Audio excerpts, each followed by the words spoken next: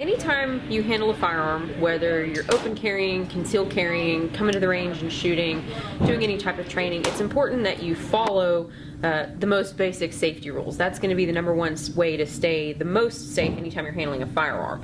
And those rules are really simple. The first rule is kind of the golden rule that everyone knows, and that's to treat every firearm as if it's loaded. That way you reduce the chance of accidents happening. And the way you're going to do that is by following these next couple of rules, okay? And these are just going to be kind of the top ones to remember.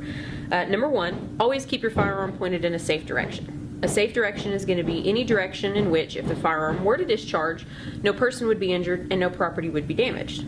Our next rule is to always keep your finger off the trigger until you're ready to fire. So what that means is keeping your index finger high along the frame or slide of the firearm and well away from the trigger guard or trigger itself.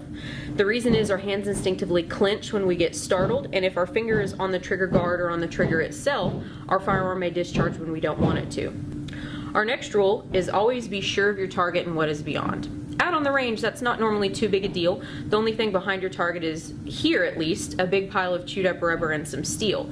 But if you're shooting outdoors or hunting or ever do have to use your firearm, you need to be aware of what's not just immediately behind your intended target, but a ways off as well. Some great ways to keep your firearm secure in your home: you can invest in some type of gun lockbox or safe or vault similar to this, or something as simple as a cable lock.